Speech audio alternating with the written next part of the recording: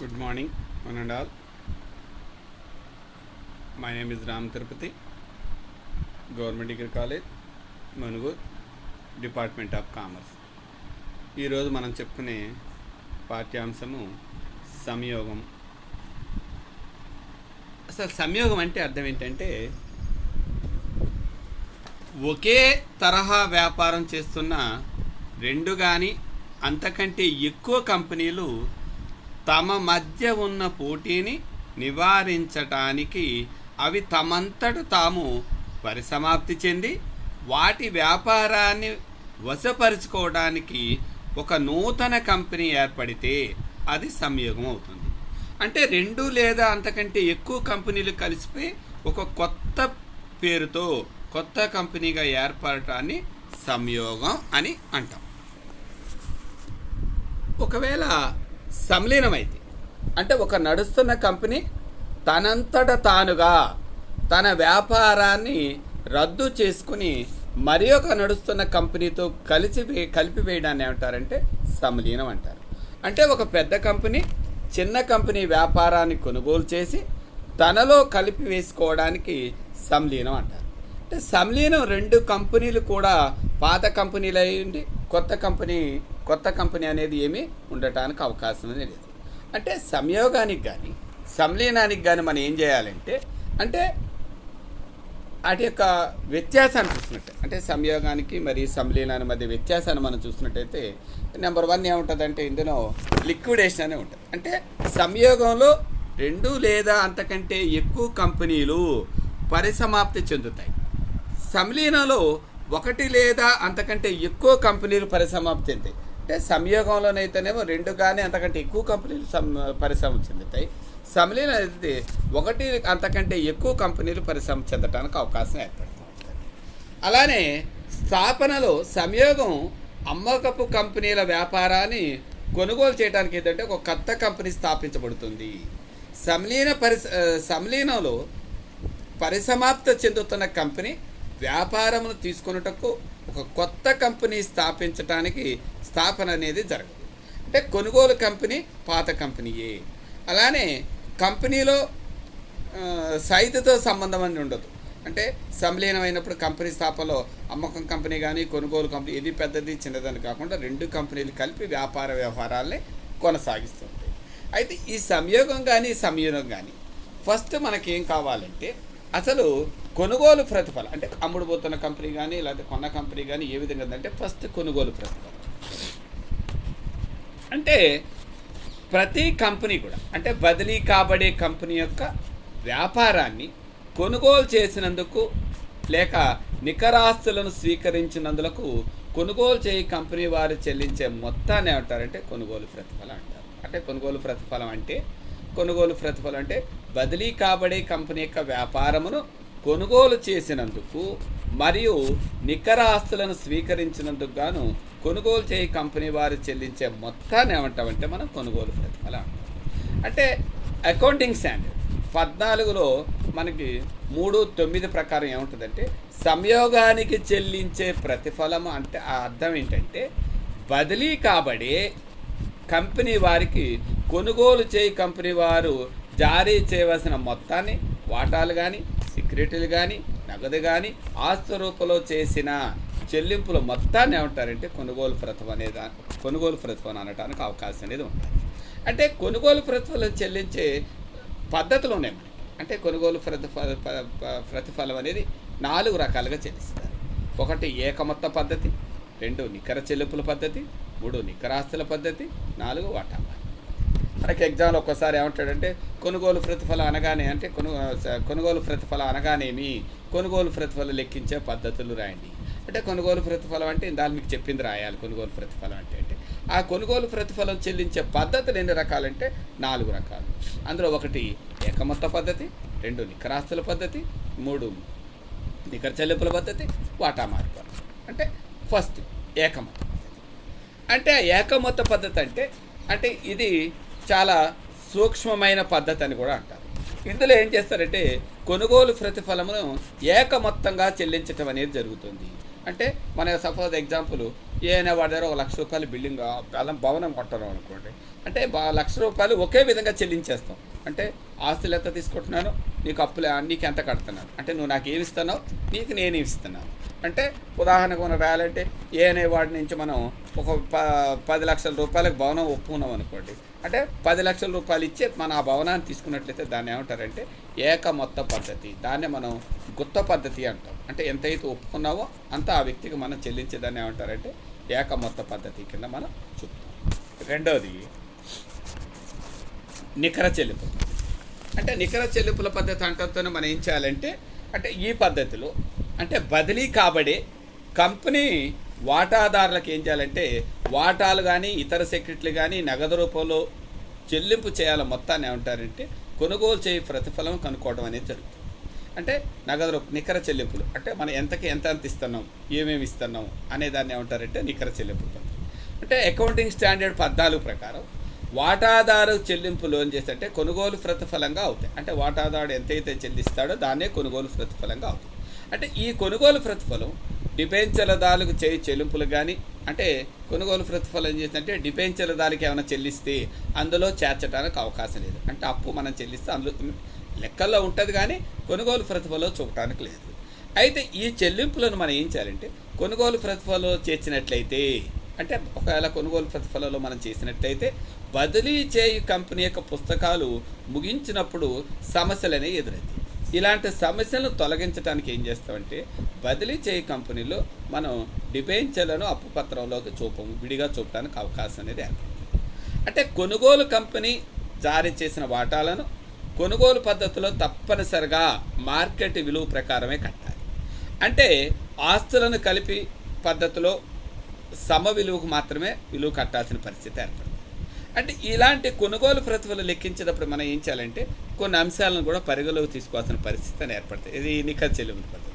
ఒకటి ఏంటంటే బదిలీ చేసుకునే కంపెనీ తీసుకున్న ఆస్తులను మరియు అప్పులను పరిగణలోకి తీసుకోరాదు. 2, బదిలీ చేయించుకునే కంపెనీ తీసుకున్న రుణదాతలు మరియు రుణగ్రస్తులను మరియు ఆ తర్వాత కాలంలో చెల్లింపులకు పరిగణలోకి తీసుకోరాదు.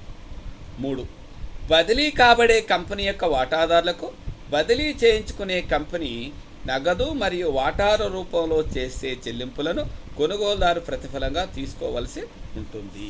అంటే ఈ 3 పరిగణలోకి తీసుకుని మనం నికర చెల్లింపుల పద్ధతిలోకి తీసుకోవాలి. అంటే నికర చెల్లింపుల పద్ధతిలో మనం ఏం చేస్తామంటే లేదు, మనం ఎవరికైతే డబ్బులు ఇస్తున్నామో ఇచ్చేటప్పుడు ఏం చేస్తామంటే వాటాల రూపంలో ఎంత ఇస్తున్నాం, ఈక్విటీ వాటాల రూపంలో ఎంత ఇస్తున్నాం, ఆధిక్య వాటాల రూపంలో ఎంత ఇస్తున్నాం, నగదు రూపంలో ఎంత ఇస్తున్నాను, లేకపోతే ఇతరత్ర రూపంలో ఎంత ఇస్తున్నాను, డిబెంచర్ రూపంలో ఎంత ఇస్తున్నాను. అయితే డిబెంచర్లు లెక్కలో చూపకూడదు, అంటే విడిగా చూపుతాం కానీ కొనుగోలు ప్రతిఫలంలో డిబెంచర్లు చూపుకోకూడదు. అంటే ఒక వ్యక్తికి నికర చెల్లింపులు ఎంత మొత్తంలో మనం ఇస్తున్నాం. ఫర్ ఎగ్జాంపుల్ ఎక్స్ మనకు ఒక ₹5,000 మనం కొన్నాం అనుకోండి. ₹5,000 మనం ఏం చేస్తామంటే ఒక ₹2,000 ఏమో బ్యాంక్ ఇస్తాను, అంటే చెక్ ఇస్తాను, ఒక ₹1,000 ఏమో నగదు ఇస్తాను, మిగతా 2,000కి వాటాలు ఇచ్చాను అనుకోండి. అప్పుడు వాటాల రూపంలో ఇస్తాను, నగదు రూపంలో ఇస్తాను, బ్యాంక్ రూపంలో ఇస్తాను. కొన్ని సందర్భాలు అప్పు పత్రాల రూపంలో కూడా ఇచ్చారంటే దాన్ని డిబెంచర్లు అంటారు. దాన్ని ఏమంటారంటే నికర చెల్లింపుల పద్ధతి. అయితే లెక్కల ఎగ్జామ్స్ మన విద్యార్థులు అది నికరాస్తుల పద్ధతి, నికర చెల్లింపుల పద్ధతి ఇవ్వకపోతే మరి ఏం చేయాలంటే లెక్కలో ఈక్విటీ వాటాల రూపంలో ఎంత ఇస్తున్నాడు, నగదు రూపంలో ఎంత ఇస్తున్నాడు, డిబెంచర్ల రూపంలో ఎంత ఇస్తున్నాడు అని మనకు లెక్కలో ఉంటే ఓహో అది నికర చెల్లింపుల పద్ధతిగా దాన్ని మనం భావించాలి. కానీ నికర చెల్లింపుల పద్ధతిలో డిబెంచర్లు అనే పదాన్ని అందులో కొనుగోలు ప్రతిఫలో కలపకుండా డిబెంచర్లను విడిగా చూపాలి. ఎందుకంటే డిబెంచర్లదారులకు బదిలీ చేయాలి కాబట్టి మనం ఆధిక్య వాటాల రూపంలో ఎంత, ఈక్విటీ వాటాల రూపంలో ఎంత, నగదు రూపంలో ఎంత ఇస్తున్నామో చూపిస్తే దాన్ని నికర చెల్లింపుల పద్ధతి. ఇకపోతే 3వది నికర ఆస్తుల పద్ధతి. అంటే నికరాస్తుల పద్ధతి అంటే అర్థం ఏంటి? అసలు నికరాస్తుల పద్ధతిలో కొనుగోలు ప్రతిఫలం కొనుగోలు కంపెనీ తీసుకున్న ఆస్తులను నికర విలువకు చెల్లించడం ద్వారా విలువ కట్టడం అనేది జరుగుతుంది. అంటే ఏం చేస్తుంది నికర ఆస్తుల పద్ధతి అంటే నీ దగ్గర ఆస్తులు ఇంత తీసుకుంటున్నాను, ఇగో అప్పులు ఎంత కడుతున్నాను, మిగిలిన మొత్తం నీకు ఇస్తాను, అదే కొనుగోలు ప్రతిఫలం. అంటే మొత్తం ఆస్తుల్లోంచి అప్పులు తీస్తే నికర ఆస్తుల పద్ధతి అవుతుంది. అంటే ఆస్తులు మైనస్ అప్పులు. మనం దీన్ని ఎక్కడ చేస్తుంటాం? వాటాల మూల్యాంకనంలో చేసి ఉంటాం చూడండి. నికర ఆస్తులు నికర ఆస్తులను రాస్తాం. అంటే ప్రస్తుత అంటే ఆస్తులు మైనస్ అప్పులు వచ్చేదాన్ని వాటాల మూల్యాంకనంలో నికర ఆస్తులను రాస్తాం. అదే ఇది. అంటే మొత్తం ఆస్తుల్లోంచి మొత్తం అప్పులు ఎంత కడుతున్నాం, అంటే ఎక్స్కి మన ఎంత మొత్తం ఆస్తులు ఎంత ఉన్నాయి, మనం కట్టేటువంటి అప్పులు ఎంత ఉన్నాయి, ఆస్తుల్లోంచి అప్పులు తీస్తే వచ్చేదాన్ని ఏమంటారంటే కొనుగోలు ప్రతిఫలంగా చెప్తాం. అంటే ఆస్తుల్లోంచి అప్పులు మైనస్ చేస్తే వచ్చేదాన్ని ఏమంటారంటే నికర ప్రతిఫలంగా చెప్పడానికి ఆస్కారం అనేది ఏర్పడుతూ ఉంటుంది. అలాంటప్పుడు మనం ఏం చేయాలంటే దీన్ని లెక్కలో పరిగణలో తీసుకుని మనం చూపించాల్సిన పరిస్థితి అనేది ఏర్పడుతూ ఉంటుంది. అలాగనే అంటే ఆస్తులు మైనస్ అప్పులు చేస్తే నికర ప్రతిఫలం వస్తుంది. అంటే నికర ఆస్తుల పద్ధతి అంటే ఏమనుకోవాలి, మనం ఎంతైతే కొంటానో ఆస్తులు ఎంత ఉన్నాయి, అప్పులు ఎంత ఉన్నాయి. అంటే ఫర్ ఎగ్జాంపుల్ ఎక్స్కి మనం 10,000 రూపాయలు ఆస్తులు కొంటున్నాం అనుకోండి, ఎక్స్కి ఒక 8,000 రూపాయలు అప్పులు ఉన్నాయి అనుకోండి, ఆస్తుల్లోంచి అప్పులు తీసేసి మిగతా 2,000 రూపాయలు ఏమంటారంటే కొనుగోలు ప్రతిఫలం అంటారు. అంటే 10,000 రూపాయలు ఎక్స్కి ఇవ్వాలి, మనం అందులో 8,000 రూపాయలు అప్పులు కడతాం, మిగతా 2,000 రూపాయలు చెల్లిస్తాం. దాన్ని కొనుగోలు ప్రతిఫలంగా చూపించాలి. అంటే ఏకమొత్త పద్ధతి అయితే ఎంతైతే కొనుక్కున్నావో అంత మొత్తం చెల్లించటం, అంటే ఆయన అప్పులతో మనకు సంబంధం లేకుండా మొత్తాన్ని చెల్లించడం. నికర చెల్లింపుల పద్ధతి అంటే ఏమనుకున్నాం, ఆ కొనుగోలు ప్రతిఫలాన్ని ఆ నగదు రూపాయలు ఎంత ఇస్తున్నాం, వాటాల రూపాయలు ఎంత ఇస్తున్నాం, డిబెంచర్ల రూపాయలు ఎంత ఇస్తున్నాం, వివిధ రూపాయలు చెల్లించేదాన్ని ఏమంటారంటే నికర చెల్లింపుల పద్ధతి అంటారు. నికర ఆస్తుల పద్ధతి అంటే అతని ఆస్తుల్లోంచి అప్పులు తీసేసి మిగిలిన దాన్ని చెల్లించడాన్ని ఏమంటారంటే నికర ఆస్తుల పద్ధతి అంటారు. అయితే నికరాస్తుల పద్ధతిలో మనం కొన్ని అంశాలను పరిగణలోకి తీసుకోవాలి. అవి ఏంటంటే మనం ఆస్తులు అన్నప్పుడు ఏంటంటే మొత్తం ఆస్తులు అన్నప్పుడు చేతిలో నగదు బ్యాంకులో నగదు కానీ తీసుకోవడానికి అవకాశం, లెక్కలో తీసుకోమంటేనే చేతిలో నగదు బ్యాంకులో నగదు కలిసి ఉంటాయి. కాబట్టి కంపెనీ ఒకవేళ కనిపించిన ఆస్తులు ఏమన్నా ఉన్నటువంటి అంటే లాభ నష్టాల ఖాతా కానీ, ప్రాథమిక ఖర్చులు కానీ, డిబెంచర్ల డిస్కౌంట్ కానీ చందా పూచి ఉన్నట్టయితే వాటిని మొదలైనవన్నీ కూడా కలిసి ఉండవు, వాటిని తీసేసి మనం ఆస్తుల కింద చూపాలి. అలానే అప్పులు తీసుకున్నప్పుడు అప్పులు ఒకవేళ తీసుకున్న ఆస్తుల ఒప్పందం ప్రకారం కనబడాలంటే కొనుగోలు కంపెనీ తీసుకున్న ఆస్తులను కలపడానికి అవకాశం అనేది లేదు. అంటే అర్థం ఏంటంటే గుడ్ విల్ ఇలువ కట్టి మాత్రమే లెక్కలోకి కలపవలేదు. అలానే అప్పులను పదమునకు అర్థం ఏమిటంటే అప్పులు ఏమనగా అంటే మూడవ వ్యక్తులకు చెల్లింపు చేసిన రుణ బాధ్యత కానీ లేదా వాటాదారులకు గల రుణ బాధ్యత కానీ కాకుండా తీసుకోవాలి. అలానే వర్తక రుణదాతలు అంటే ఏంటంటే వర్తక రుణదాతలు మరియు చెల్లింపు బిల్లులు కలిసి ఉంటాయి కాబట్టి వాటిని ఇతర రుణాలలోకి తీసుకోకూడదు. అంటే మనకు కొన్ని రూల్స్ అండ్ రెగ్యులేషన్ ప్రకారం ఏమేమి ఆస్తులు తీసుకోవాలి, ఏమేమి అప్పులు తీసుకోవాలి అనేది కూడా మనం నికరాస్తుల పద్ధతిలో చూసుకోవాలి. ఇకపోతే 4వది వాటా మార్పిడి పద్ధతి. ఇది ఎప్పుడు కూడా మనకి వాటాల లెక్కలు ఎప్పుడు అడగటానికి అవకాశం తక్కువగా ఉంటుంది. కాబట్టి వాటాల మార్పిడి పద్ధతి అంటే ఏమనుకోవాలి, కొన్ని సందర్భాలలో అంటే బదిలీ చేయించుకునే కంపెనీ ఏం చేస్తుందంటే బదిలీ కాబడే కంపెనీ యొక్క వాటాలను తులనాత్మక లేదా మార్కెట్ విలువతో జారీ చేయడం అనేది జరుగుతుంది. అంటే వాటాలు మార్చుకుంటాం. అంటే నా వాటా ఇంత, నీ వాటా ఫర్ ఎగ్జాంపుల్ నా వాటా మార్కెట్లో 10 రూపాయలు ఉంది, నా వాటా 50 రూపాయలు అనుకో, అంటే నీ 5 రూపాయల వాటా నా 50 రూపాయల వాటాలు మార్చుకోవాలంటే ఏం చేయాలా, నీ 5 వాటాలు ఇస్తే, నీ 10 వాటాలు ఇస్తే నా ఒక వాటాకు సమానం అవుతుంది. అంటే నా వాటా మార్కెట్లో 100 రూపాయలు ఉంది, నీ వాటా మార్కెట్లో 10 రూపాయలు ఉందనుకోండి, అంటే నువ్వు నాతో కలిసేటప్పుడు ఏం చేయాలా, నా వాటా 100 రూపాయలు ఉంది కాబట్టి అంటే నీ 10 వాటాలకు నా ఒక వాటా సమానము. అంటే కొన్ని సందర్భాల్లో వాటాల రూపంలో కూడా కొన్ని మార్చుకోవడం అనేది జరుగుతుంటుంది. అంటే కొనుగోలు ప్రతిఫలంలో వ్యత్యాసం రావడానికి అవకాశం అనేది ఏర్పడుతూ ఉంటుంది. అంటే నా విలువ ఎక్కువ ఉంది కాబట్టి నీ విలువ తక్కువ విలువ నా దాంట్లోకి వాటాల్లోకి మార్చాలంటే నువ్వు 10 వాటాలు ఇస్తే నా ఒక వాటాకు సమానం అవుతుంది. కాబట్టి దాని ప్రకారం కొనుగోలు ప్రతిఫలం అనేది చెల్లించాల్సిన పరిస్థితి అనేది ఏర్పడుతుంది. అంటే మన విద్యార్థులు ఏం గుర్తుపెట్టుకోవాలా, కొనుగోలు ప్రతిఫలం 4 రకాలు.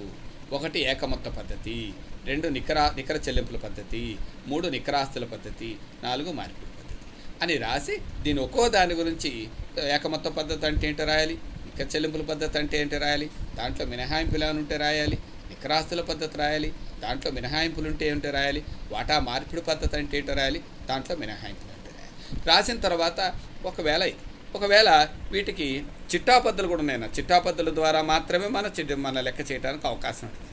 అంటే ఫస్ట్ ఏం చేయాలా, ఒకవేళ ఆస్తులు కొంటున్నాం కాబట్టి ఆస్తులు పరిష్కార ఖాతాకి మళ్ళీ అంటే మనం పరిష్కరించుకుంటున్నాం కాబట్టి మన ఇద్దరు ఒప్పందం మధ్య అంగీకారంతో మనం కుదుర్చుకుంటున్నాం కాబట్టి ఫస్ట్ ఆస్తులు మళ్ళించినప్పుడు చిట్టాబద్ద ఏంటంటే నేను పరిష్కార ఖాతా డెటా టు వివిధ ఆస్తుల ఖాతా. మనం భాగస్వామ్య ఖాతాలో పరిష్కార ఖాతా వేసినప్పుడు ఆస్తులు విడివిడిగా రాయాలి. మనం క్లియర్గా చెప్పుకున్నాం. అక్కడ కూడా మీకు చెప్పుకున్నాం పరిష్కార ఖాతాలు ఏం చెప్పుకున్నాం, ఆస్తులు మళ్లించేటప్పుడు నగదు కానీ బ్యాంకు కానీ లెక్కలు అడిగితేనే మళ్లించాలి, లేదా ఆస్తులు పరిష్కార ఖాతా నగదు కానీ బ్యాంకు కానీ మళ్లించకూడదు.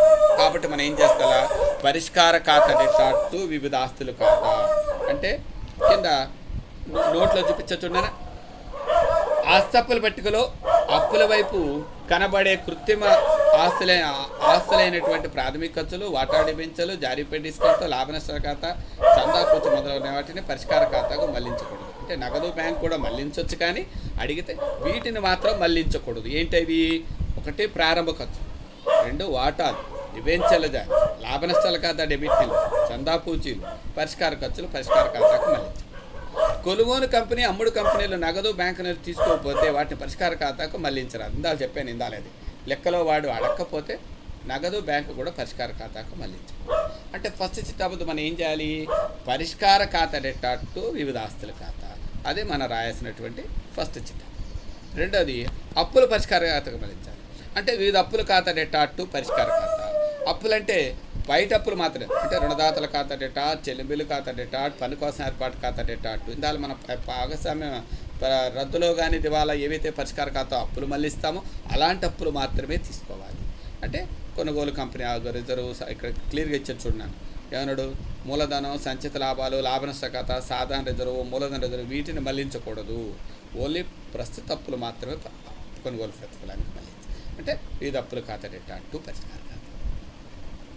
ఒకవేళ కొనుగోలు కంపెనీ నుండి కొనుగోలు ప్రతిఫలం అంటే కొనుగోలు ప్రతిఫలం లెక్కిస్తంగా వర్క్ నడుచు, అప్పుడు కొనుగోలు కంపెనీ ఖాతా డేటా టు పరిష్కార ఖాతా కొనుగోలు ప్రతిఫలం రావాల్సి ఉందన్నమాట.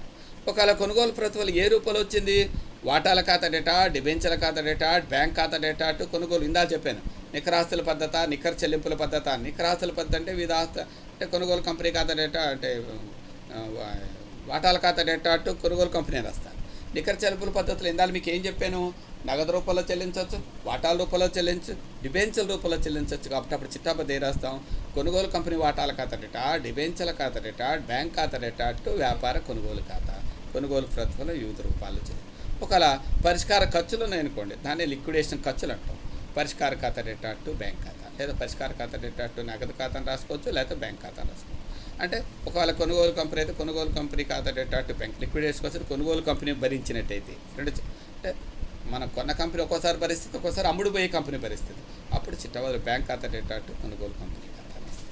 అలానే కొనుగోలు కంపెనీ ఆస్తిని బహిరంగ మార్కెట్లో అమ్మేసాం అనుకోండి, అంటే బ్యాంక్ ఖాతా డేటా, పరిష్కార ఖాతా డేటా టు ఆస్తి ఖాతా టు పరిష్కార ఖాతా. అలానే కొనుగోలు కంపెనీ తీసుకున్న అప్పులు తీసుకున్నాం అనుకోండి, వివిధ అప్పుల ఖాతా డేటా, పరిష్కార ఖాతా డేటా టు బ్యాంక్ ఖాతా టు పరిష్కార ఖాతా. అలానే ఆధిక్య వాటాదారు అనుకో, పరిష్కార ఖాతా డేటా టు ఆధిక్య వాటాదారుల ఖాతా టు డిబెంచర్ల ఖాతా. ఒకవేళ ఆధిక్య వాటాను డిబెంచర్దారులకు బదిలీ చేసాం అనుకోండి, ఆధిక్య వాటాదారుల ఖాతా డేటా, డిబెంచర్లదారుల ఖాతా డేటా టు పరిష్కార ఖాతా. ఒకవేళ పరిష్కార ఖాతాలో లాభం వచ్చిందనుకోండి, పరిష్కార ఖాతా డేటా టు ఈక్విటీ వాటాదారుల ఖాతా. నష్టం వచ్చిందనుకోండి, ఈక్విటీ వాటాదారుల ఖాతా డేటా టు పరిష్కార ఖాతా. అలానే డిబెంచర్లు ఇందాక చెప్పాను, డిబెంచర్ల దారులకు బదిలీ చేయాలని. డిబెంచర్ల ఖాతా డేటా టు డిబెంచర్ల దారుల ఖాతా, జస్ట్ డిబెంచర్ల దారుల ఖాతా డేటా టు బ్యాంక్ ఖాతా. అలానే ఆధిక్య వాటా మూలధన ఖాతా డేటా, ఆధిక్య వాటా మూలధన ఖాతా డేటా టు ఆధిక్య వాటాదారుల ఖాతా. అలానే ఆధిక్య వాటాదారులు మళ్ళించనుకోండి, ఆధిక్య వాటాదారుల ఖాతా డేటా టు బ్యాంక్ ఖాతా. అలానే ఈక్విటీ వాటాలు అంటే బాగా గుర్తెట్టుకోండి, మనం ప్రస్తుత అప్పులు కాకుండా మిగిలిన అప్పులు అన్నీ కూడా వాటాదారులకి బదిలీ చేయాలి. అందులో ఏముంటాయి, ఈక్విటీ వాటా మూలధన ఖాతా డేటా, లాభ నష్టాల ఖాతా డేటా, మూలధన రిజర్వ్ ఖాతా డేటా, డిబెంచర్ల సమీకృత నిధి ఖాతా డేటా, వాటా ప్రీమియం ఖాతా డేటా, వాటా జప్తు ఖాతా డేటా, డిబెంచర్ల విని ఖాతా డేటా. అంటే ఇవన్నీ ఇన్ని నిధులు ఖాతా డేటా టు ఈక్విటీ వాటాదారుల ఖాతా. అంటే ప్రస్తుత అప్పులు కాకుండా ఇంకా మిగిలిన అప్పులు ఏవైతే ఉన్నాయో ఈ అప్పులన్నీ కూడా మనం ఏం చేయాలంటే వాటాదారులకు బదిలీ చేయాలి. అలానే ఆస్తుల్లో కూడా మన ఇందాక కొన్ని అప్పులు వేయకూడదు ఆస్తులు వేయకూడదు అనుకున్నాం. ఏంటి, ప్రాథమిక వాటిని కూడా ఏం చేయాలంటే వాటాదారుల ఖాతాకి, అంటే మనం పరిష్కార ఖాతాకు మళ్లించలేనటువంటి ఆస్తులు ఏమన్నా, పరిష్కార ఖాతాకు మళ్లించిన ఏమన్నా అప్పులు ఉన్నా సరే ఎవరికి మళ్లించాలి, వాటాదారుల ఖాతాకు బదిలీ చేయాలి. అది అమ్ముడు. కొనుగోలు కంపెనీ పుస్తకాలు చిట్టాబద్దు రాసుకున్నట్టు, అంటే వ్యాపార కొనుగోలు ఖాతా డేటా టు లిక్విడేటర్ ఖాతా, తర్వాత ఆస్తుల ఖాతా డేటా టు వివిధ అప్పుల ఖాతా టు వ్యాపార కొనుగోలు ఖాతా. కొనుగోలు ప్రతిఫలం ఏ రూపంలో చెల్లించాం, బదిలీ లిక్విడేటర్ ఖాతా డేటా టు బ్యాంక్ ఖాతా, టు ఈక్విటీ వాటా మూలధన ఖాతా, టు ఆధిక్య వాటా మూలధన ఖాతా, టు వాటా ప్రీమియం ఖాతా. ఒకవేళ అప్పులు చెల్లించామనుకోండి, అప్పు ఖాతా డేటా టు మూలధన ఖాతా టు బ్యాంక్ ఖాతా టు డిబెంచర్ల ఖాతా. లిక్విడేషన్ ఖర్చులు అనుకోండి, అంటే గుడ్విల్ ఖాతా డేటా టు బ్యాంక్ ఖాతా. అంటే మనం చేసే విధానాన్ని బట్టి మనం లెక్క చేయడానికి అవకాశం అనేది ఏర్పడుతుంటుంది. మనం ఏం చేయాల్సిన పని లేదు. భాగస్వామ్యం ఒకసారి రద్దు కానీ దివాలా గుర్తుంటే ఫస్ట్ పరిష్కార ఖాతా ఏమిస్తాం, పరిష్కార ఖాతాలు ఏమేస్తాం, ఆస్తులు డెబిట్ వేస్తాను, ఇక్కడ కూడా అవే ఆస్తులు వేస్తాను. అప్పులు ఏమేస్తాను, అదే అప్పులు వేస్తాను. కాకపోతే పరిష్కార ఖాతాలు ఇంతకుముందు మనం ఏం చేస్తాం, భాగస్తులు తీసుకున్నట్లయితే బై భాగస్తుల వాడకం లేదా ఆస్తులు వసూలు అని రాస్తాం. ఇక్కడ బై వ్యాపార కొనుగోలు ప్రతిఫలాన్ని లెక్కిస్తాను. రేసి డెబిట్లో పరిష్కార ఖర్చులు ఉంటే వేస్తాను. ఒకవేళ డిబెంచర్లు ఏమైనా ఉంటే డిబెంచర్లు కానీ ఆధిక్య వాటాల మీద వడ్డీ ఉంటే డెబిట్ సైడ్ వేసి వచ్చేదాన్ని ఇక్కడ కూడా సేమ్ అదే విధంగా పరిష్కారం. ఇక్కడ చిట్టాపద్దులు తప్పనిసరిగా రాయాలి. చిట్టాపద్దులు రాస్తేనే పరిష్కార ఖాతా ఒకవేళ అడగలేదనుకోండి, ఫస్ట్ కొనుగోలు ప్రతిఫలం కనుక్కోండి. కొనుగోలు ప్రతిఫలం ఐడెంటిఫై చేయండి. అది ఏకమొత్త పద్ధత, నికరాస్తుల పద్ధత, నికర చెల్లింపుల పద్ధత, లేకపోతే ఏ పద్ధతి అనేది మనం చూసిన తర్వాత ఫస్ట్ కొనుగోలు ప్రతిఫలం తయారు చేయాలి. కొనుగోలు ప్రతిఫలం తయారు చేసిన తర్వాత లెక్కలో ఏమడిగాడు అడిగితే పరిష్కార ఖాతా వేయండి, లేకపోతే డైరెక్ట్గా బ్యాలెన్స్ షీట్ కూడా సంయోగం అంటే ఆస్తులు ఈ ఆస్తులు కలిపి ఏకీకృత ఆస్తులు పెట్టుకొని తయారు చేయాలి. ఒక లెక్కలు చేయడానికి ప్రయత్నం చేద్దాం. ఒకసారి చూద్దాం, మన కొద్దిగా అవగాహన. ఇది క్వశ్చన్ పేపర్ లెక్క నాన్న, కొద్దిగా ఐఎంపీ లెక్క జాగ్రత్త చూడండి. A limited company be limited company వారు సంలీనం చేసుకున్నారు. మార్చి 31, 2014 నాటికి 2 కంపెనీల ఆస్తులపటికి దగ్గర ఏమిచ్చాడు, ఏ లిమిటెడ్ ఇచ్చాడు, బి లిమిటెడ్ ఇచ్చాడు. ఏ లిమిటెడ్ ఆస్తులు ఏమిచ్చాడు, 16,85,000, 43,60,000. బ్యాంకులో నగదు ఎంత ఇచ్చాడు, 15,000 ఇచ్చాడు, 40,000 ఇచ్చాడు. అప్పులు ఏమి ఇచ్చాడు నాన్న, 9,000 ఈక్విటీ వాటాలు ఒక్కొక్కటి ₹135 చొప్పున 12,15,000. 40,000 ఈక్విటీ వాటాలు ఒక్కొక్కటి ₹75 చొప్పున పూర్తిగా చెల్లించబడ్డే 3 లక్షలు. సాధారణ రిజర్వ్ 4,25,000, ఇదంతా 13 లక్షలు. లాభ నష్టాల ఖాతా 35,000 బీకి ఇచ్చాడు. రుణదాతలు ఇద్దరికి ఇచ్చాడు. సర్దుబాట్లు ఏమిచ్చాడు, ఏ లిమిటెడ్ కంపెనీలో 3 వాటాలున్న ప్రతి వాటాకు బి లిమిటెడ్ కంపెనీలో 5 వాటాలు. గుర్తెట్టుకోండి, నేను 3 వాటాలు ఇస్తే ఆడ 5 వాటాలు ఇస్తాడు. అంటే నా వాటా విలువ ఎక్కువ, అతని వాటా విలువ తక్కువ అని అర్థం. 2 కంపెనీలు వారి పుస్తకాల్లో చిట్టాపద్దులు రాసి సంలీనం తర్వాత ఆస్తులు పెట్టుకోవచ్చు. లెక్కలో ఏం లేదు, ముందు కొనుగోలు ఇందాక చూపించు కదా. అంటే ఏ లిమిటెడ్లో ప్రతి 3 వాటాలకు, అంటే నా 3 వాటాలకు ఇంత, అంటే 3 వాటాలకు 9,000 అయితే 5 వాటాలకు ఎంత ఇవ్వాలా, నా 9,000 ఉంటే అతను 15,000 ఇవ్వాలి. 15,000 వాటాల కంటే వాటా ఖర్చు ఎంత ఉంది పైన, మనకు ఒక్కొక్క వాటా ఖరీదు ఎంత ఉంది, ₹75 ఉంది. అంటే 11,25,000 నాకు ఇవ్వాలి. బాగా గుర్తెట్టుకుంటాను. నా 3 వాటా అక్కడ కింద అన్నాడు, ఏ లిమిటెడ్లో ప్రతి 3 వాటాలకు బి లిమిటెడ్లో 5 వాటాలు సమానం. అంటే నా 3 వాటాలకి ఆయన 5 వాటాలు సమానం. అంటే అప్పుడు మనకి ఎంత ఇవ్వాలి, బి ఎంత ఇవ్వాలి, 3 వాటాలకు 9,000 అయితే 5 వాటాలకు ఎంత అంటే 9,000/3 × 5 చేస్తే 15,000 వాటాలు వచ్చింది. వాటా ఖరీదు ఎంత, ₹75. అంటే 11,25,000 కొనుగోలు. దీన్ని బేస్ చేసి చిట్టాపద్ధతి. ఫస్ట్ చిట్టాపద్ధతి ఏం రాసుకున్నాం, పరిష్కార ఖాతా డెటా టు వివిధ ఆస్తుల ఖాతా, అంటే నగదు వివిధ ఆస్తుల ఖాతా టు ఆడు మొత్తం ఆస్తులు ఉన్నాయి కాబట్టి పరిష్కార ఖాతా డెటా టు వివిధ ఆస్తుల ఖాతా టు నగదు ఖాతా. ఆస్తులు పరిష్కార ఖాతాకు మళ్ళీ. రెండోది అప్పులు మళ్ళించాలి కదా, రుణదాతల ఖాతా డెటా టు పరిష్కార ఖాతా అప్పులు మళ్ళించాలి. సాధారణ రిజర్వ్ ఖాతా డెటా టు వాటా, అంటే రిజర్వ్ను వాటాదారుల ఖాతాకు బదిలీ చేశారు. వాటా మూలధన ఖాతా డెటా టు వాటా మూలధన ఖాతా, అంటే మూలధనాన్ని వాటా అంటే కొనుగోలు ప్రతిఫలం మనకు అనుకున్నాం కదా. ఏ లిమిటెడ్ ఖాతా డెటా టు పరిష్కార ఖాతా, అంటే పరిష్కార ఖాతాకు మళ్ళించేశారు. తర్వాత కొనుగోలు ప్రతిఫలం రావాల్సినప్పుడు. తర్వాత వాటాదారుల ఖాతా డెటా టు పరిష్కార ఖాతా, పరిష్కారదారు ఖాతాకి మొత్తం అప్పులు పోను మళ్ళీ చిట్టా ఖాతా వేస్తే వస్తుంది. అలానే ఏ లిమిటెడ్ వాటాల ఖాతా డెటా టు బి లిమిటెడ్ ఖాతా. తర్వాత బి లిమిటెడ్ వాటాదారుల ఖాతా డెటా, అంటే వాటాదారుల ఖాతా డెటా టు బి లిమిటెడ్ ఖాతా. ఇప్పుడు ఇతర పుస్తకాల చిట్టాబదులు అడిగాడు కదా, ఇందాక మీకు చెప్పాను చిట్టాబదులు. వ్యాపార కొనుగోలు ఖాతా డేటా టు ఏ లిక్విడేటర్ ఖాతా, వివిధ ఆస్తుల ఖాతా డేటా బ్యాంక్ ఖాతా డేటా టు రుణదాతల ఖాతా టు వ్యాపార కొనుగోలు ఖాతా, మిగులు మొత్తాన్ని దేనిదల మూలధన రిజర్వ్.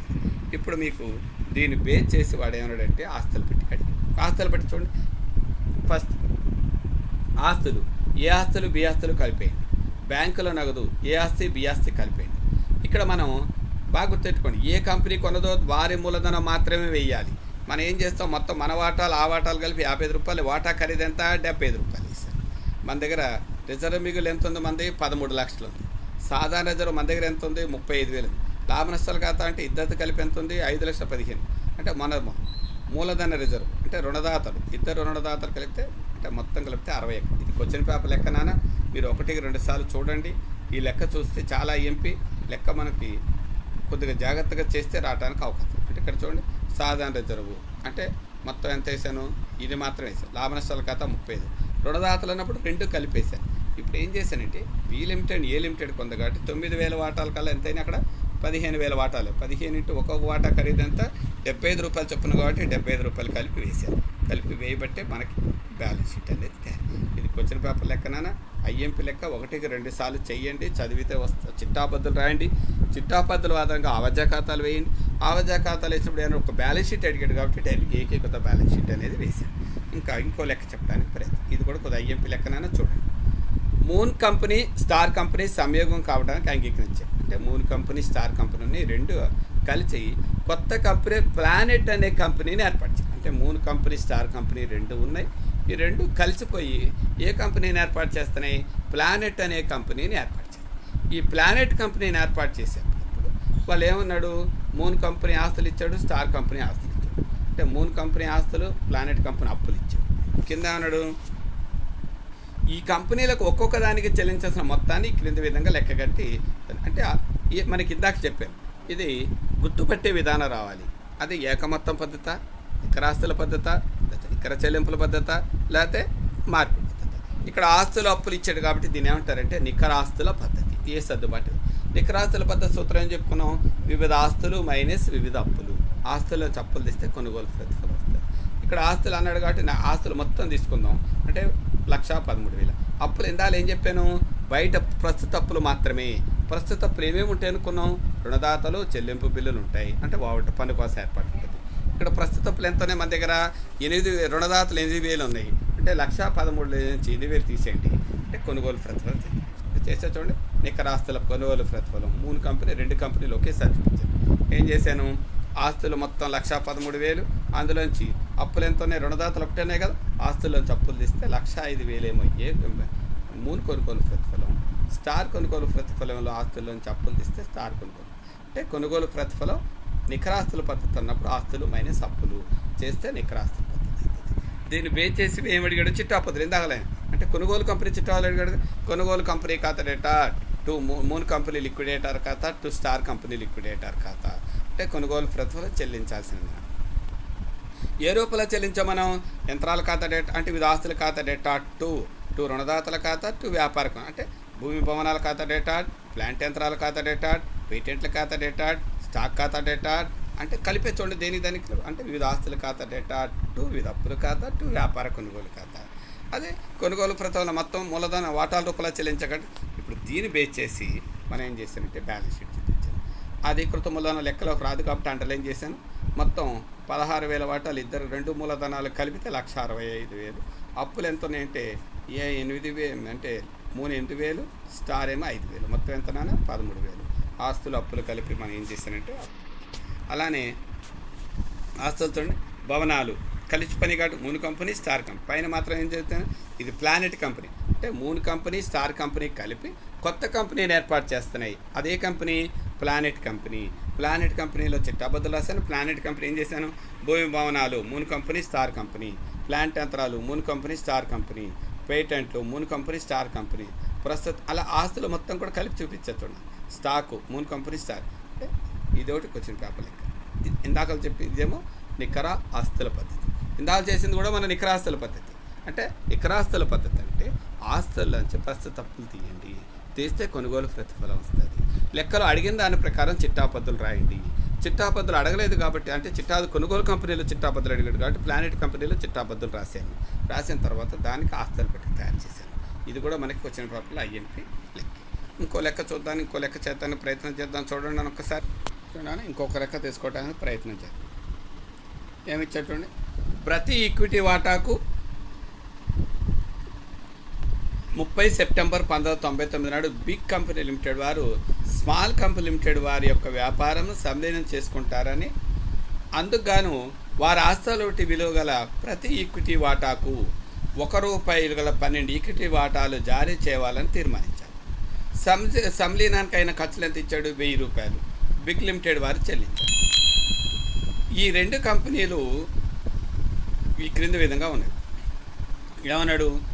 ఆస్తులు పెట్టి బిగ్ లిమిటెడ్ వారు ఆస్తులు పెట్టించండి. మూలధనం 2 లక్షలు, ఈక్విటీ వాటాలు ఒక్కొక్కటి 2 లక్షలు. నెక్స్ట్ జారీ చేసిన ఈక్విటీ వాటా మూలధనం, పూర్తిగా చెల్లించిన వాటాలు ₹1,00,000, రిజర్వ్ 6,000, రుణదాతలు 12,000 అంటే 1,18,000. ఆస్తులు ఏమి ఇచ్చాడు నాన్న?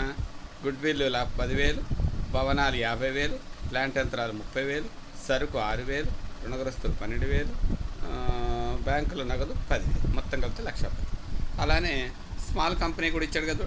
మూలధనం 5,000, సాధారణ వాటాలు ₹10 చొప్పున 50,000, చెల్లింపు బిల్లులు 4,200, రుణదాతలు 5,800, ఆగంతుకు నిధి 1,000. భవనాలు 30,000, ప్లాంట్ యంత్రాలు 20,000, రుణగ్రస్తులు 5,500, సంశాతం బాకీలు 500 అని తీసేస్తే 5,000, సరుకు 2,500, నగదు 3,500. ఏమన్నాడు కింద? స్మాల్ కంపెనీ లిమిటెడ్ పుస్తకాల్లో చిట్టాబద్దులు రాసి బిగ్ లిమిటెడ్ ప్రారంభ ఆస్తులు పెట్టుకు చూపుతాం. అంటే ఫస్ట్ కొనుగోలు ప్రతిఫలం తయారు చేయాలి మనం, తర్వాత దాన్ని అంటే ముందు కొనుగోలు ప్రతిఫలం. కొనుగోలు ప్రతిఫలం ఏముంది? ఆడానుడు ప్రతి 12 ఈక్విటీ వాటాలకు ఒక 12,000. అంటే 12 వాటాలు అంటే మొత్తం మన దగ్గర ఎంత ఉన్నాయి? 5,000 వాటాలు ఉన్నాయి. అంటే ఒక్కొక్క వాటా ₹12 అంటే కొనుగోలు ప్రతిఫలం ఎంత? 60,000. లెక్కలో చూడండి, కొనుగోలు ప్రతిఫలం ఎంత ఇచ్చాడు? 60,000 ఇచ్చాడు. ఇప్పుడు చిట్టాపద్ధతి. ఫస్ట్ ఏం చేద్దాం? ఆస్తులు పరిష్కార ఖాతాకు చిట్టాపద్ధతి ఇంతము రాసి పరిష్కార ఖాతా డేటా 2 భవనాల ఖాతా, 2 ప్లాంట్ ఖాతా, 2 రుణగ్రస్తుల ఖాతా, 2 సరుకు ఖాతా, 2 నగదు ఖాతా. ఏ రాశాను నరేషను? ఆస్తులు పరిష్కార ఖాతాకు మళ్ళీ. తర్వాత అప్పులు పరిష్కార ఖాతాకు మళ్ళీ. అప్పులు పరిష్కార ఖాతాకి ఏమేమి అప్పులు మళ్ళించాలి? బయట అప్పులు మాత్రమే అని చెప్పాను. ఇందులో ఏమున్నాయి? లెక్కలో మనకి రుణదాతలు, చెల్లింపు బిల్లులు ఉన్నాయి, సంశాత బాకీలు ఉన్నాయి కాబట్టి చూపించారు. అంటే రుణదాతల ఖాతా డేటా, చెల్లింపుల ఖాతా డేటా, సంశాత బాకీల ఖాతా డేటా, 2 పరిష్కార ఖాతా, అప్పులు పరిష్కార ఖాతాకు మళ్ళీ. తర్వాత మనకి కొనుగోలు ప్రతిఫలం 60,000 వచ్చింది కదా. అప్పుడు ఏ కంపెనీ అది? స్మాల్ కంపెనీ, బిగ్ కంపెనీగా ఉంది కాబట్టి బిగ్ కంపెనీ లిమిటెడ్ ఖాతా డేటా 2 పరిష్కార ఖాతా. చూడండి నేను రాసుకున్నాం. ఒప్పుకున్న కొనుగోలు ప్రతిఫలం. కొనుగోలు ప్రతిఫలం మనకి నికరాస్తుల రూపంలో కాబట్టి బిగ్ కంపెనీ ఈక్విటీ వాటాల ఖాతా డేటా 2 బిగ్ కంపెనీ ఖాతా. అంటే కొత్త కంపెనీలో వాటాల రూపంలో కొనుగోలు ప్రతిఫలం. ఇవి అయిన తర్వాత ఇక మన దగ్గర బయట అప్పులు ఉన్నాయి. అంటే మన అక్కడ వేయినటువంటి అప్పులు ఏమన్నట్టు ఇదాల వాటాదారుల ఖాతాకు బదిలీ చేయమని చెప్పాను. ఇప్పుడు ఏమున్నాయి? ఈక్విటీ వాటా మూలధన ఖాతా డేటా, ఆగంతుక నిధి ఖాతా డేటా, ఈక్విటీ వాటాదారుల ఖాతా. అంటే వాటాదారులకు సంబంధిత అప్పులు బదిలీ. తర్వాత పరిష్కార ఖర్చులు ఉన్నాయి. అంటే అక్కడ ఈ పరిష్కార ఖాతా లాభం ఇచ్చిన తర్వాత ఖాతా ఇస్తే పరిష్కార ఖాతా డేటా అంటే ఈ చిట్టాపత్ర. తర్వాత కొత్త కంపెనీలో వాటాలు జారీ, ఈక్విటీ వాటాదారుల ఖాతా డేటా అంటే బిగ్ కంపెనీ. ఇప్పుడు పరిష్కార ఖాతా చూడండి, చిట్టాపత్ర ఆధారంగానే పరిష్కార ఖాతాలో 2 ఆస్తులు 61,500, 2 అప్పులు మనకి 10,500. అంటే కొనుగోలు ప్రతిఫలం 10. అంటే ఖాతా ఇస్తే ఎంత వచ్చింది? 9,000 వచ్చింది. దీని చిట్టాపద్ధతి ఏంటి? పరిష్కార ఖాతా డేటా 2 ఈక్విటీ వాటాదారుల ఖాతా. అంటే పరిష్కార ఖాతా వచ్చిన లాభాన్ని కానీ నష్టాన్ని కానీ ఎవరికి బదిలీ చేయాలా? ఈక్విటీ వాటాదారులకు బదిలీ చేయాలి. అంటే పరిష్కార నష్టాన్ని ఏం చేస్తారంటే పరిష్కార ఖాతా లాభం వచ్చింది, పరిష్కార ఖాతా డేటా 2 లాభాన్ని వాటాదారులు. తర్వాత వాటాదారుల ఖాతా. వాటాదారుల ఖాతాలో ఇందాక మనం ఏం చేసాం? మొత్తం వాటాదారుల ఖాతా 60,000 లాస్ట్ చిట్టపద్ధతి రాసి చూడండి. ఈక్విటీ వాటాదారుల ఖాతా అంటే కొత్త కంపెనీలో వాటాలు జారీ కాబట్టి ₹60,000. అంటే పరిష్కార ఖర్చులు 9, పరిష్కార ఖాతా 9,000 వేసాను. ఇందాక మనం ఒక చిట్టాపద్ధతి రాసాం. అంటే మూలధనమును ఆగంతుకది పరిష్కార వాటాదారులుగా చిట్టాపద్ధతి ఏం రాసాక మనం ఈక్విటీ వాటాదారుల ఖాతా డేటా, ఆగంతుక ఖాతా డేటా, ఈక్విటీ వాటాదారుల ఖాతా అని రాసాం. అంటే ఈక్విటీ వాటా మూలధన ఖాతా డేటా, ఆగంతుక నిధి ఖాతా డేటా, ఈక్విటీ వాటాదారుల ఖాతా. కాబట్టి ఈక్విటీ వాటాదారుల ఖాతాలో బై ఈక్విటీ వాటా మూలధనం బై ఆగంతుక నిధి. అంటే ఎప్పుడు ఈక్విటీ వాటాదారుల ఖాతా సమానం కావాలి. ఒకవేళ ఈక్విటీ వాటాదారుల ఖాతా సమానం రాని పక్షంలో నగదు ఖాతా వేయవలసిన పరిస్థితి ఏర్పడుతుంది. బాగా గుర్తెట్టుకోవాలన్నా, వాటాదారుల ఖాతా సమానం కాలేదు అంటే ఆ వ్యత్యాసాన్ని కనుక్కోవాలంటే నగదు ఖాతా వేసి ఆ నగదు ఖాతా నిల్వని ఇక్కడ బదిలించాలి. ఇప్పుడు బిగ్ కంపెనీ పుస్తకాలు చిట్టాబద్దులు. బిగ్ కంపెనీ చిట్టాబద్దులు ఏంటి? వ్యాపార కొనుగోలు ఖాతా డేటా 2 స్మాల్ కంపెనీ లిక్విడేటర్ ఖాతా. అంటే వ్యాపార కొనుగోలు చేస్తుంది. తర్వాత స్మాల్ కంపెనీ లిక్విడేటర్ ఖాతా డేటా, ఈక్విటీ వాటా మూలధన ఖాతా, కొనుగోలు ప్రతిఫలం చెల్లించినందున. తర్వాత గుడ్ విల్ ఖాతా డేటా, వివిధ ఆస్తుల ఖాతా డేటా 2 చెల్లింపుల ఖాతా, 2 రుణదాతల ఖాతా, అన్ని వివిధ అప్పులు సంశాత్మక ఖాతా, 2 వ్యాపార కొనుగోలు ఖాతా అన్నీ కలిపి వేసి మిగతా వ్యత్యాసాన్ని గుడ్ విల్ కింద చూపుతాను. తర్వాత గుడ్విల్ ఖాతా డేటా అంటే గుడ్విల్ ఖాతా డేటా నగదు ఖాతా లెక్కల వ్యత్యాసం పరిష్కార ఖర్చులు ఉన్నాయి కదా, ఖర్చులని నగదు ఖాతాకి బదిలీ చేసి ఇప్పుడు దీన్ని తీసుకుని బ్యాలెన్స్ షీట్. ఈక్విటీ వాటా మూలధనం అంటే కొనుగోలు ప్రతిఫలం ఉంది కదా, వారి మూలధనం మన 6 రూపాయలు అతనివి, మనం కొన్నది ఎంతగా 60,000 కొన్నాం, మొత్తం 1,00,000. రిజర్వ్ 6,000, చెల్లింపులు 4,200, రుణదాతలు ఇద్దరిది కలిపేయాలి. ఇది మాత్రం కొనుగోలు మొత్తం ఒకరిదే వేయాలి, ఇది మాత్రం రుణదాత. చూడండి గుడ్విల్ 10,000 20,000 10,000 ఎలా వచ్చిందంటే అంకణాలో 10,000 ఉంది, సర్దుబాటు 9,000 ప్లస్ ఖర్చులు ఒక 1,000 రూపాయలు, మొత్తం 10,000. అలానే భూమి భవనాలు ఇద్దరిది కలిపి అంటే స్మాల్ బిగ్, ప్లాంట్ యంత్రాలు ఖాతా స్మాల్ బిగ్, అలానే సరుకు స్మాల్ బిగ్, రుణగ్రస్తులు అందులో రుణగ్రస్తుల నుంచి స్మాల్ బిగ్, అలానే నగదు తర్వాత అంటే సంసారికారు అంటే మొత్తం కలిపితే ఎంత వచ్చిందంటే 1,88,000 లక్ష. అంటే ఇది ఏమంటారు అంటే ఏకీకృత ఆస్తుల పట్టిక అంటారు. అంటే ఆస్తులు అయితే మొత్తం కలిపేయాలి, అప్పులు అయితే ఎవరైతే కొన్నాడో వాడప్పులు మాత్రమే వేయాలి, రుణదాతలు మాత్రం మొత్తం చెల్లించాలి కాబట్టి కలిపి చూపాలి. ఇది ఐఎంపి లెక్కనాన, ఇది ఒక లెక్క జాగ్రత్తగా చూడాలి. ఇంకో లెక్క చెప్పడానికి ప్రయత్నం చేద్దాం. బి కంపెనీ లిమిటెడ్ బి కంపెనీని సంయోగానికి నిశ్చయించింది. 1998 జూన్ 30న 2 కంపెనీలను తీసుకున్నటకు ఒక కొత్త కంపెనీ ఏబీసీ లిమిటెడ్ ప్రారంభించబడింది. ఆ తేదీన 2 కంపెనీల ఆస్తులు బట్టి క్రింద విధంగా ఉన్నది. ఏ కంపెనీ ఇచ్చాడు, బి కంపెనీ ఇచ్చాడు. అని ఏం చేశాడు, ప్రతి వాటాకు అంటే ఈక్విటీ వాటా 50,000 రూపాయలు, 50 లక్షలు, మూలధనం 5 లక్షలు, నిధి 2 లక్షలు, రిజర్వ్ నిధి 20 లక్షలు, లాభ నష్టగత 3 లక్షలు.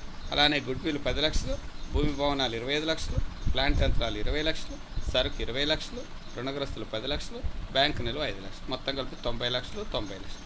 అలానే బీసీ కంపెనీ వాటా మూలధనం 30 లక్షలు, ఓవర్ డ్రాఫ్ట్ 5 లక్షలు, రుణదాతలు 12 లక్షలు, చెల్లింపు బిల్లులు 3 లక్షలు, డివిడెంట్ ఈక్వలైజేషన్ నిధి 10 లక్షలు, రిజర్వ్ నిధి 15 లక్షలు, లాభ నష్టగత 5 లక్షలు, టోటల్ 80 లక్షలు.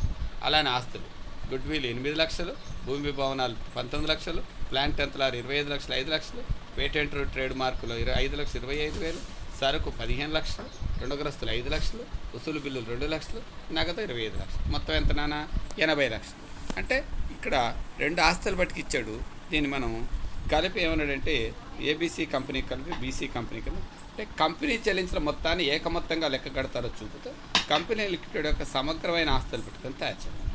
అంటే ఫస్ట్ మనం ఏం చేద్దాం, కొనుగోలు ప్రతిఫలం తయారు చేద్దాం. కొనుగోలు ప్రతిఫలం తయారు చేస్తే ఏబీసీ కంపెనీ కొనుగోలు ప్రతిఫలం అంటే ఆస్తులు మొత్తం ఏమో 90 లక్షలు. అంటే నికరాస్తుల పద్ధతి, సర్దుబాటు ఏమీ లేదు కాబట్టి నికరాస్తుల పద్ధతి. నికరాస్తుల పద్ధతితో మనం ఏమనుకున్నాం, ఆస్తుల్లోంచి అప్పులు మైనస్ చేయండి. ఆస్తులు ఏమో 90 లక్షలు, అప్పులు బయట అప్పులే, రుణదాతలు చెల్లింపు అంటే కొనుగోలు ప్రతిఫలం 75 లక్షలు. అలానే బీసీ కంపెనీ కొనుగోలు ప్రతిఫలం ఎంత, ఆస్తుల్లోంచి అప్పులు మైనస్ చేయండి, చేస్తే కొనుగోలు ప్రతిఫలం. ఇప్పుడు బ్యాలెన్స్ షీట్ వేయండి. అంటే 2 కొనుగోలు ప్రతిఫలాలు 75 లక్షలు 35 లక్షలు. ఇద్దరే రుణదాతలు, ఏ కంపెనీ బి కంపెనీ రుణదాతలు. అలానే చెల్లింపులు, ఏ కంపెనీ చెల్లింపులు, బి కంపెనీ చెల్లింపులు. అలానే గుడ్విల్, ఏ కంపెనీ బి కంపెనీ. భూమి భవనాలు, ఏ కంపెనీ బి కంపెనీ. ప్లాంట్ యంత్రాలు, ఏ కంపెనీ బి కంపెనీ. ఇంతకుముందు ఒకటో లెక్క కూడా ఇదే పద్ధతులు చెప్పాను. అంటే నికరాస్తుల పద్ధతి అయితే ఆస్తుల్లోంచి అప్పులు తీస్తే కొనుగోలు ప్రతిఫలం వస్తుంది. కొనుగోలు ప్రతిఫలం వచ్చిన తర్వాత బ్యాలెన్స్ షీట్ చేసేటప్పుడు ఏకీకృత బ్యాలెన్స్ షీట్ కదా, 2 ఆస్తులు, రుణగ్రస్తులు, వసూలు బిల్లులు, బ్యాంకులో నగదు, పేటెంట్లు సార్ అన్నీ కలిపి దానికి చేశారు. అంటే నికరాస్తుల పద్ధతి అయితే మనం ఏం చేయాలంటే దాని ఆస్తుల్లోంచి అప్పులు తీసేస్తే నికరాస్తులపై చేయడానికి అవకాశం అనేది ఏర్పడుతూ ఉంటుంది. ప్రయత్నం చేద్దాం. 1999 డిసెంబర్ 37తో మైనర్ లిమిటెడ్ ఆస్తులు బట్టి క్రింద విధంగా ఉంది. మూలధనం 10 రూపాయలు, వాటాలు 20,000 రూపాయలు, సంచిత లాభాలు 7,000, వర్తక రుణదాతలు 13,000, గుడ్విల్ 4,000, స్థిరాస్తులు 16,500, ప్రస్తుత ఆస్తులు 19,500, మొత్తం 40,000. మేజర్ లిమిటెడ్ ఆస్తులను గుడ్విల్ 4,000 రూపాయలు విలువ గల ఒక స్థిరాస్తి మరియు ప్రస్తుత ఆస్తులు కలిసిన 1,000 రూపాయలతో నగదు కాక పుస్తకాల ప్రకారం విలువ కంటే 10% తక్కువగా తీసుకున్నటకు, వర్తకపు అప్పులను చెల్లించుటకు మరియు గుడ్విల్ కొరకు 6,000 చెల్లించుటకు అంగీకరించారు. కొనుగోలు ప్రతిఫలాన్ని 10 రూపాయలు విలువ కలిగి వాటా ఒక్కంటికి 8 రూపాయలు చెల్లించిన 1000 ఈక్విటీ వాటా యొక్క మార్కెట్ ధర 15 రూపాయల చొప్పున కేటాయించి మరి మిగిలిన మొత్తాన్ని నగదు రూపంలో చెల్లించి పరిష్కరిస్తారు. లిక్విడేషన్ ఖర్చులు 400 రూపాయలు. మైనర్ కంపెనీ పుస్తకాల్లో చిట్టాపద్దులు రాయండి. అంటే కొనుగోలు ప్రతిఫలం చిట్టాపద్దు రాసి పరిష్కార ఖాతా వేద్దాం. అంటే కొనుగోలు ప్రతిఫలం అన్నాడు ఆస్తులు మైనస్ అప్పులు. అంటే కొనుగోలు ప్రతిఫలం స్థిరాస్తులు ఏమో 16,500, అందులోంచి 4,000 రూపాయల కింద సర్దుబాటు ఇచ్చి గుడ్విల్ కాకన్నాడు కదా, తీసేస్తే 12,000 అయింది. అలానే ప్రస్తుత ఆస్తులు ఎంత, 19,500 ప్లస్ 1,000 రూపాయలు తీసేస్తే 10, అంటే మొత్తం 30. దీని మీద 10% తరుగుదల కట్టమన్నాడు కదా నాన్న, అంటే 10% కట్టాను. కడితే 27,900. దాంట్లోంచి గుడ్విల్ ఎంత ఉందో లెక్కలో 6,000 ఇచ్చాడు, అంటే 33,900. అంటే ఆస్తులు 33,900. అప్పులు ఎంత ఉన్నాయి, రుణదాతలు 13,000 ఉన్నాయి, తీసేస్తే 20,900. ఇది కొనుగోలు ప్రతిఫలం. అదే వాడిచ్చిన కొనుగోలు ప్రతిఫలం 20,900. ఇప్పుడు దీనికి చిట్టాపత్తులు రాదు. అంటే అంటే ఏమన్నాడు, మైనర్ పుస్తకాలు చిట్టాపత్తులు కాబట్టి పరిష్కార ఖాతా డేటా టు గుడ్విల్ ఖాతా టు స్థిరాస్తుల ఖాతా టు ఆస్తుల ఖాతా మొత్తం చూపించాను ఆయన మొత్తం. అంటే నగదు మినహా మిగిలిన ఆస్తులు పరిష్కార ఖాతాకు మళ్ళీ. అప్పులు ఏమున్నాయి, రుణదాతల ఖాతా డేటా టు పరిష్కార ఖాతా, అప్పులు పరిష్కార ఖాతాకు మళ్ళీ. తర్వాత కొనుగోలు ప్రతిఫలం లెక్కించాం కదా, మేజర్ కంపెనీ లిక్విడేటర్ ఖాతా డేటా టు పరిష్కార ఖాతా, ఈక్విటీ వాటాల ఖాతా డేటా టు పరిష్కార ఖాతా. తర్వాత నగదు ఖాతా డేటా, అంటే కొనుగోలు ప్రతిఫలం ఏ రూపాయలు జయించాం, నగదు ఖాతా డేటా, ఈక్విటీ వాటా మూలధన ఖాతా డేటా టు మేజర్ కంపెనీ ఖాతా. అంటే నగదేమో 9,500, ఈక్విటీ వాటాలకే 15,000, మొత్తం 20,900. పరిష్కార ఖర్చులు ఎంత ఉన్నాయి, 400 ఉన్నాయి కదా లెక్కలో. పరిష్కార ఖాతా డేటా టు నగదు ఖాతా, తర్వాత నగదు ఖాతా డేటా టు పరిష్కార ఖాతా 4,000 రూపాయలు కూలి. ఇప్పుడు దీన్ని పే చేసి ఇక్కడ డిబెంచర్లు 10,000 ఉన్నాయి, డిబెంచర్లకు మళ్ళీ ఇచ్చాను. తర్వాత కొనుగోలు ప్రతిఫలం బయట అప్పులే ఉన్నాయి, ఈక్విటీ అంటే మిగిలిన అప్పులు, ఈక్విటీ వాటా మూలధన ఖాతా డేటా, సంచిత లాభాల ఖాతా డేటా టు ఈక్విటీ వాటాదారుల ఖాతా. తర్వాత ఈ రెండు చిట్టాపద్దులు ఖాతా వేసిన తర్వాత ముందు పరిష్కార ఖాతా ఇస్తాను. పరిష్కార ఖాతాలో 2 ఆస్తులు 39,000 నాన్న ఫస్ట్ చిట్టాపద్దు ఆధారంగా.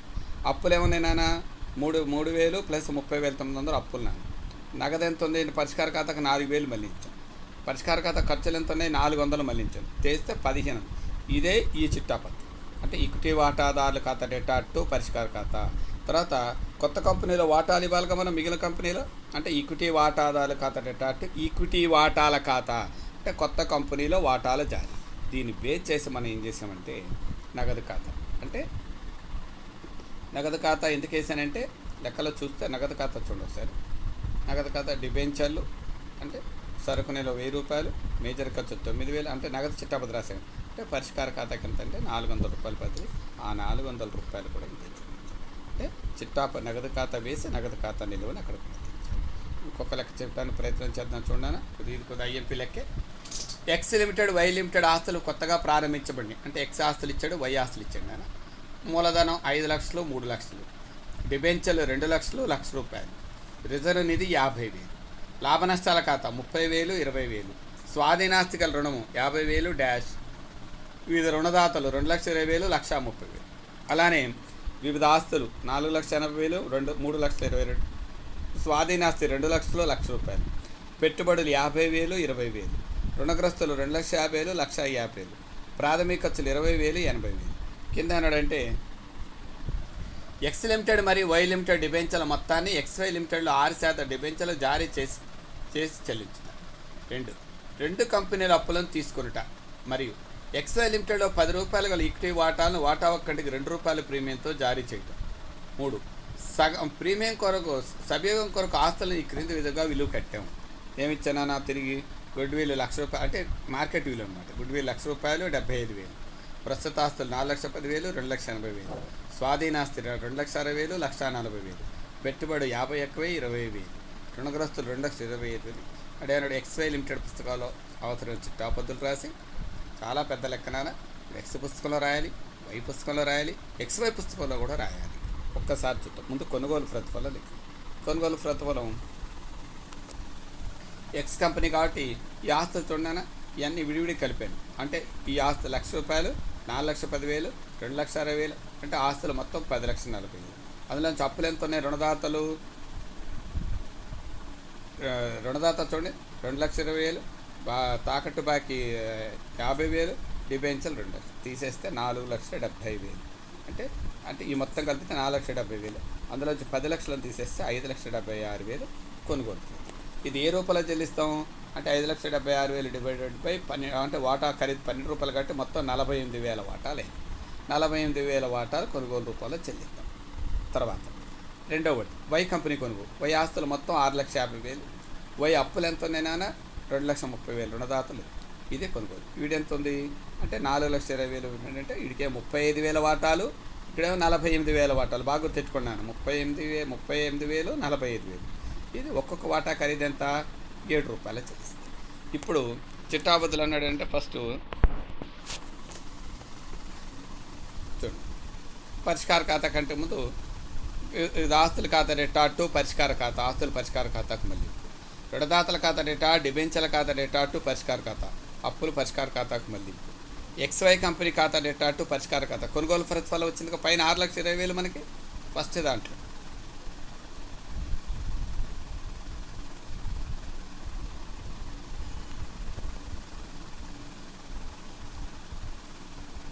తర్వాత వై కంపెనీ లిక్విడేట్ ఖాతా డేటా టు పరిష్కార ఖాతా అంటే 4,20,000 4,20,000 వచ్చింది కాబట్టి ఆ 4,20,000 4,20,000 కొనుగోలు ప్రతిఫలాలు చూపించారు. తర్వాత పరిష్కార ఖాతా డేటా టు ఈక్విటీ వాటాల ఖాతా. తర్వాత ఈక్విటీ వాటా మూలధన ఖాతా డేటా టు రిజర్వ్ ఫండ్ ఖాతా టు లాభ అంటే అప్పుల వాటా మిగిలిన అప్పుల వాటాదారుల ఖాతాకు బదిలీ. తర్వాత ఈక్విటీ వాటాదారుల ఖాతా అందుకని ఏం చేస్తానంటే దీని పరిష్కార ఖాతా ఇక్కడ ఏది చూపించాడు అంటే దాని పరిష్కార ఖాతా ఒకటి ఖాతాలు ఇంకోటి ఖాతా వస్తుంది కాబట్టి వీడి చిట్టా బదులు ఏంటి మరి కొన్నాం కాబట్టి వ్యాపార కొనుగోలు ఖాతా డేటా టు ఎక్స్ లిక్విడేటర్ ఖాతా. తర్వాత వివిధ అప్పుల ఖాతా డేటా టు వివిధ ఆస్తుల ఖాతాను కలిపి చూపించవచ్చు చూడండి అలా. అంటే వివిధ ఆస్తుల ఖాతా డేటా, స్వేచ్ఛాయుత ఆర్థిక ఆస్తి ఖాతా డేటా, పెట్టుబడి ఖాతా డేటా, రుణగ్రస్తుల ఖాతా డేటా, గుడ్విల్ ఖాతా డేటా టు వివిధ అప్పుల ఖాతా, అప్పు ఖాతా, రుణదాతల ఖాతా, డిబెంచర్ల ఖాతా, వ్యాపార కొనుగోలు ఖాతా. తర్వాత దీన్ని బేస్ చేసి వీడి వ్యాపార కొనుగోలు ఖాతా డేటా టు దీన్ని బేస్ చేసుకుని మనం ఏం చేసామంటే మనం ఆస్తులు పెట్టుకేసాం. ఆస్తులు పెట్టుకేసినప్పుడు జాగ్రత్త చూడండి. గుడ్ విల్ అంటే మన 1,75,000 నుంచి మన ఖర్చు 1,66,000 పోతే మిగిలింది 4,000. వివిధ ఆస్తులు రెండు కలిపేశాను నాన్న అంటే ఏబీ కంపెనీది బీసీ కంపెనీది. స్వేచ్ఛాయుత ఆస్తి ఏబీ కంపెనీది బీసీ కంపెనీ, పెట్టుబడులు ఏబీ కంపెనీ బీసీ కంపెనీ, రుణగ్రస్తులు ఏబీ కంపెనీ బీసీ కంపెనీ. అంటే రెండు కంపెనీల ఆస్తులు కలిపి వేసి చూపిస్తే మనకి ఈక్విటీ వాటాలు ఒకటిది కాబట్టి చూపించాను, డిబెంచర్లు ఇద్దరికి చూపించాను, అప్పు ఇద్దరికి చూపించాను, రుణదాతలు ఏ రుణదాతలు బి రుణదాతలు కూడా ఇద్దరిది కలిపి చూపించాను. అంటే ఏకీకృత ఆస్తుల పట్టిక ఎలా వేయాలి అంటే ఫస్ట్ మనం ఏం చేయాలంటే ఏ కంపెనీ బి కంపెనీలో చిట్టాబద్దులు చూపించుకున్నాం, చిట్టాబద్దులు చూపించి దాన్ని కింది విధంగా లెక్కించడం అనేది జరుగుతుంది. అంటే కదా ఇది కూడా క్వశ్చన్ పేపర్లో ఐఎంపీ లెక్కండి. ఎప్పుడు సర్దుబాటు ఆస్తులు తీసుకుని కొనుగోలు ప్రతిఫలం తయారు చేయండి. కొనుగోలు ప్రతిఫలం తయారు చేయాలంటే మనం ఏమనుకున్నాం, ఆస్తుల్లోంచి అప్పులు తీస్తే కొనుగోలు ప్రతిఫలం వస్తుంది. కొనుగోలు ప్రతిఫలం రావాలంటే ఏం చేయాలి, సర్దుబాటు ఆస్తుల్లో అంటే ఒకలా గుర్తుపట్టండి, నికరాస్తుల పద్ధత, నికర చెల్లింపుల పద్ధత, ఏ పద్ధతి అది ఏ పద్ధతి అనేది సర్దుబాట్లు ఇచ్చిన దాన్ని పెట్టి చూడండి. మనకి రెండు పద్ధతులు మెయిన్, ఒకటి నికరాస్తుల పద్ధతి, రెండు నికర చెల్లింపుల పద్ధతి. నికరాస్తుల పద్ధతి అయితే ఆస్తుల్లోంచి అప్పులు రుణదాతలు చెల్లింపులు తీసేయండి. ఒకవేళ ఆస్తుల నుంచి అది వచ్చేదాన్ని నికరాస్తుల పద్ధతి అంటారండి. నికర చెల్లింపుల పద్ధతి అయితే మనం వాటాల రూపాయలు ఎంత ఇస్తున్నాం, డిబెంచర్ల రూపాయలు ఎంత ఇస్తున్నాం, ఇతరత రూపాయలు కొనుగోలు ప్రతిఫలం ఏ రూపంలో ఇస్తున్నామో చూసుకొని కొనుగోలు ప్రతిఫలాన్ని తయారు చేసి మనం లెక్కించాల్సిన పరిస్థితి అనేది ఏర్పడుతుంది.